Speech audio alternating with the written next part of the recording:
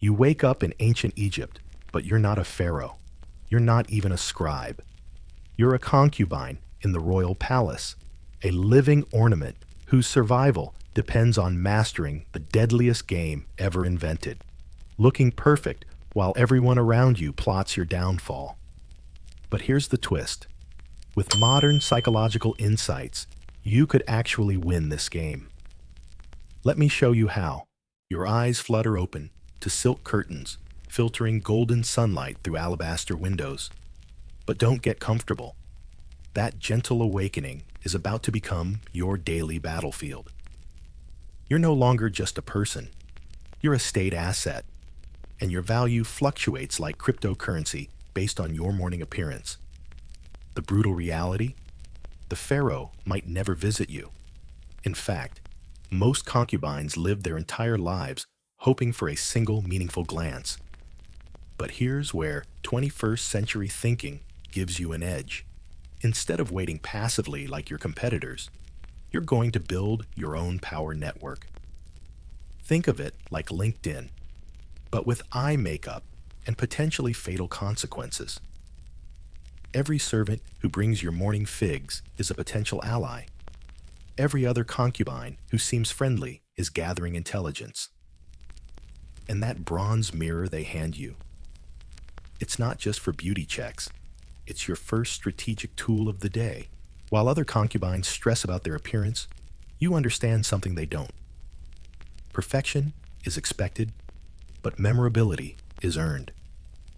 That morning routine of oils, perfumes, and cosmetics isn't just beauty maintenance. It's personal branding.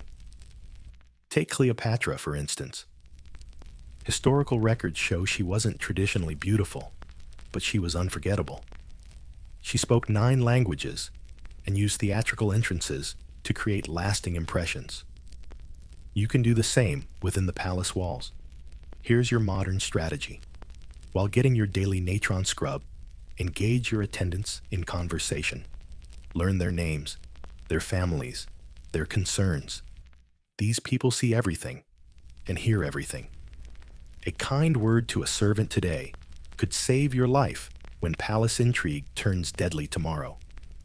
When other concubines compete over who looks most divine, you're building emotional intelligence networks that actually matter.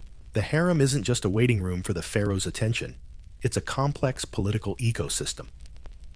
Modern organizational psychology teaches us that informal power structures often matter more than formal hierarchies.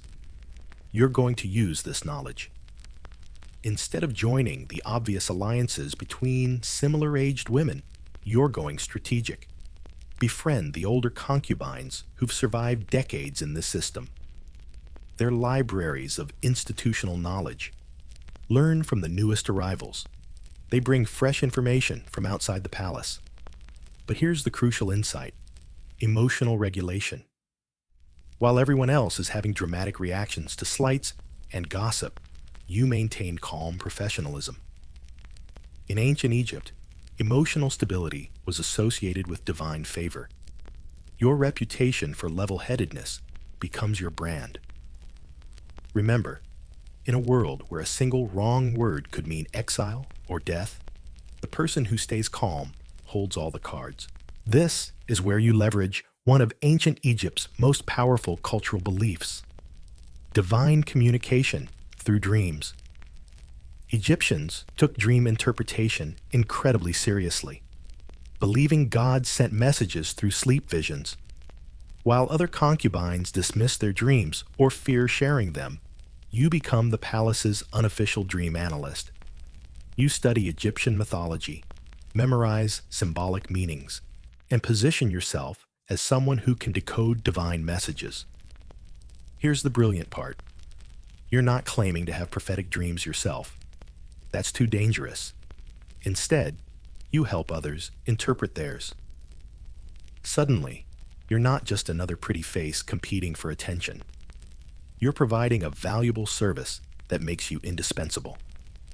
When the senior wife has a troubling dream about flooding Nile waters, you help her understand it as a message about upcoming abundance. When a younger concubine dreams of golden scarab beetles. You explain it as a sign of her rising favor with the gods. Consider Hatshepsut, who became one of Egypt's most successful pharaohs. Before claiming the throne, she spent years building relationships, demonstrating wisdom, and positioning herself as someone others turn to for guidance. She didn't rely solely on traditional feminine roles. She created new ones. You can follow this playbook within the concubine system. Historical records from the palace at Memphis show that some concubines gained enormous influence, not through beauty, but through becoming trusted advisors on matters of spirituality, family dynamics, and even political strategy. One particular concubine, whose name is lost to history, reportedly became so trusted for her dream interpretations that nobles from outside the palace would request her insights. She never became Pharaoh's primary wife, but she lived comfortably with significant influence until old age, a remarkable achievement in that dangerous environment. Your ultimate goal isn't just survival, it's creating a sustainable position of influence. Modern strategic thinking teaches us about building multiple revenue streams. In ancient Egypt, this means diversifying your value beyond physical beauty. Become the person others trust with their secrets, fears, and hopes. Develop genuine expertise in something useful, whether it's dream interpretation, herbal knowledge, or understanding palace protocols. Make yourself too valuable to eliminate and too interesting to ignore. Most importantly, never appear threatening to the established hierarchy while quietly building your own power base. It's a delicate balance, but with patience and emotional intelligence, you can create a position that transcends the typical fate of forgotten concubines. The harsh reality of life as an Egyptian concubine teaches us something profound about power dynamics that still applies today. True influence comes not from waiting for others to notice you, but from making yourself genuinely valuable to others. Whether you're navigating office politics or ancient palace intrigue, the principles remain the same. Build relationships, develop unique skills, stay emotionally regulated under pressure, and always think strategically about your long-term position. The next time you feel powerless in a situation, remember, even in the most restrictive circumstances, there are always ways to build influence and create value. You just have to be smart enough to find them. If you found these historical survival strategies fascinating, smash that subscribe button and the notification bell, because next week, we're exploring how you'd navigate life as a Viking shield maiden using modern military psychology. Trust me, you won't want to miss those tactics. What historical period would you want to survive in? Let me know in the comments below.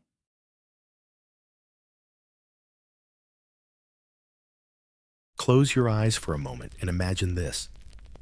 You're standing in the heart of Egypt, more than 3,000 years ago. Before you lies the city of Thebes, its massive temples casting long shadows over the silent Nile. No stars light up the night sky. No singing. No drums. Only the desert wind whispering through stone columns, and the quiet, fearful murmurs of the people. A child clutches their mother's hand and asks softly, "Will the sun rise tomorrow?" And there you are, a traveler from the 21st century, standing in the middle of it all. You know this isn't just about angry gods. This is a system on the edge of collapse. In the next 20 minutes, we won't just retell the stories of Osiris, Isis, Set, and Horus. We will step inside them, become part of the crisis, and use what the 21st century has taught us about psychology, conflict resolution, and leadership to repair the mistakes of an entire civilization. You'll see these familiar gods in a completely new light. Set is no longer a one-dimensional villain, but the forgotten child. Isis is not just the goddess of magic, but a grieving wife, desperate to hold her family together. Horus is not simply the destined savior. but a boy growing up in the shadow of revenge. And when this journey ends, you'll walk away with a new set of tools. Tools to recognize that the battles you're fighting today, in your family, your workplace, your society, are rarely about good versus evil. They are system problems waiting to be healed. If you've ever wished you could go back and fix a relationship, a tragedy, or a wrong decision, this is your chance. 1. The divine dysfunction. When gods act like your family. Picture this. You're sitting around the dinner table at Thanksgiving. Your uncle is complaining about the turkey being too dry. Your mom is trying to keep the peace, and your cousin is starting another political debate. Now imagine that same dinner table, but everyone there is a god. Zeus is cracking thunder because someone forgot to toast him first. Hera is glaring across the table. Athena is calmly sipping wine, but ready to step in with a lecture. And Ares is just waiting for someone to say the wrong thing so he can flip the table. That's not just a funny image. It's how the Greek myths really read. The gods were not distant, perfect beings. They were messy. They fought. They lied. They fell in love and got jealous and made really bad decisions, just like us. And that's why they're so fascinating. Take Zeus, for example. King of the gods, ruler of the sky, and notorious for his wandering eye. His many affairs caused endless drama on Olympus. Hera, his wife, wasn't just the goddess of marriage. She was also the goddess of vengeance, and she took it out on mortals and demigods who had nothing to do with the mess. Sounds like a very dysfunctional power couple, right? Or look at the story of Hephaestus. Born deformed, he was thrown from Olympus by his own mother, Hera, because she was ashamed of him. He grew up bitter, but brilliant, eventually becoming the god of blacksmiths and inventing weapons that even the gods feared.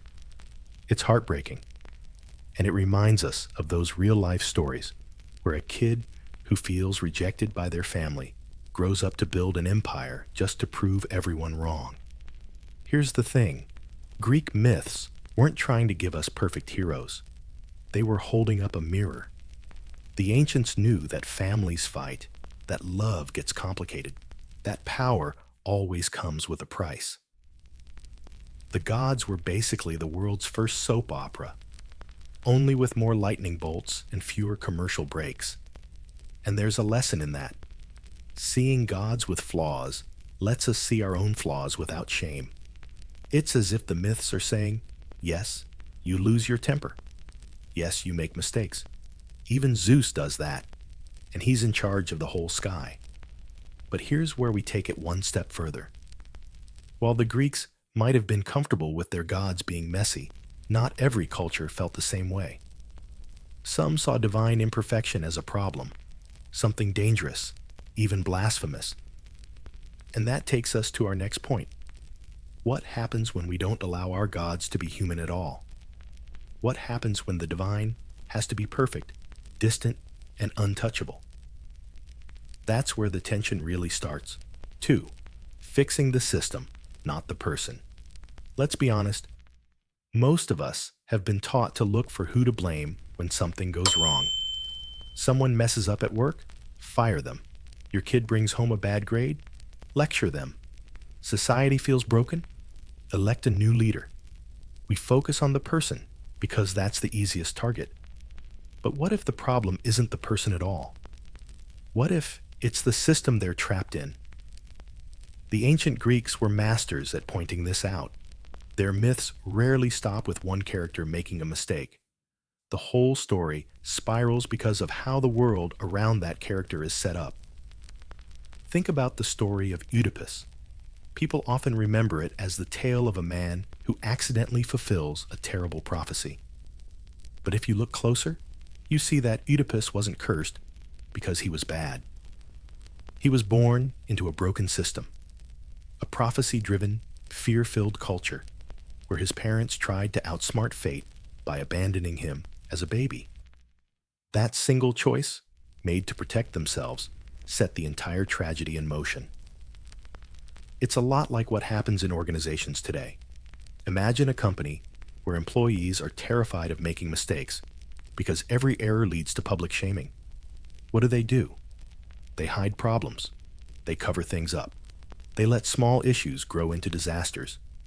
The company might blame one unlucky person when things go wrong, but the real culprit is the fear-based culture.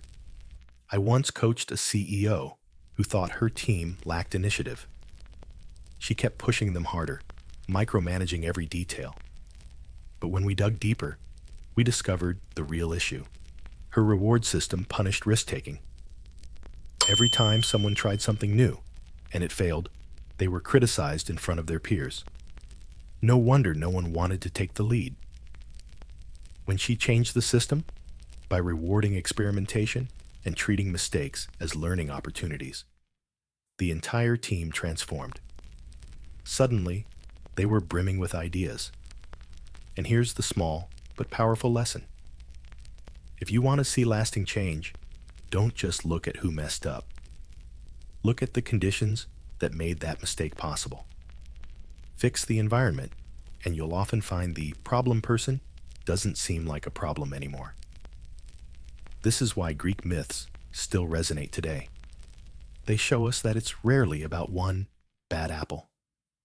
It's about the orchard, the soil, the weather, the way the trees were planted. By seeing the bigger picture, we can respond with compassion instead of judgment. And that leads us to something even more fascinating. What happens when we stop fighting against the system entirely and start working with it, bending its rules to create something better? That's where the real magic happens, and it's what we'll explore in the next section. 3. From cosmic crisis to lasting balance. Every great myth seems to start with chaos. In the beginning of Greek mythology, there was literally chaos, a swirling void before the world took shape. And that's not just a poetic idea. It's a pattern that shows up everywhere. Something breaks down. Everything feels unstable. And then, eventually, a new order emerges. Think about the Titanomachy, the great war between the Titans and the Olympians. For 10 long years, the world was torn apart by battles between gods. Mountains shook, seas boiled, the sky was on fire. It sounds terrifying, but out of that crisis came a new balance. The Olympians didn't just win, they built a new system with Zeus as king, the underworld for Hades, the seas for Poseidon. Each god had a role, and the world found stability again. That cycle, chaos, struggle, new balance, is everywhere in our lives. We go through a breakup, lose a job, move to a new city. At first, everything feels like it's falling apart. But given enough time, we find a new rhythm. The pain of the breakup pushes us to discover who we really are. Losing the job forces us to chase something we love. The move opens doors we never would have imagined. I once worked with a client who had a cosmic crisis of her own. She was a founder whose startup was collapsing. Investors were pulling out. Her team was panicking, and she was questioning everything. At first, she tried to hold everything together exactly as it had been. But eventually, she realized she couldn't go back. She had to build something new. So she pivoted her business, downsized, focused on what mattered most. 6 months later, she had a leaner, healthier company that actually matched her values. The quiet lesson here is this: crisis is not the enemy, it's the turning point. Greek myths remind us that we don't just survive chaos, we can grow because of it. Balance doesn't mean going back to the way things were. It means finding a new way forward that actually works. And if we look around, we see the same pattern today, in politics, in technology, even in our personal lives. Systems break. We scramble to make sense of them, and eventually, we discover a new normal. It's a process that can feel scary, but also deeply hopeful. So as we close this journey through the messy, human, brilliant world of Greek mythology, remember this: the gods fought, the world shook, but balance always returned. And maybe, just maybe, that's the reminder we need right now, that whatever chaos we're living through, a new order is waiting to be born. So what do we take away from all of this? Greek mythology wasn't just about gods throwing lightning bolts or heroes fighting monsters. It was about us, about what it means to live through conflict, to wrestle with messy families, to feel stuck in broken systems, and to rebuild after everything falls apart. These stories have survived for thousands of years because they remind us that imperfection isn't failure. It's the start of transformation. Maybe right now, you're in your own titanomachy. Maybe something in your life feels like it's burning down. A relationship, a business, or even just your sense of who you are. If these myths teach us anything, it's that chaos isn't the end. It's the moment before balance returns, if you're willing to shape it. I'd love to hear from you.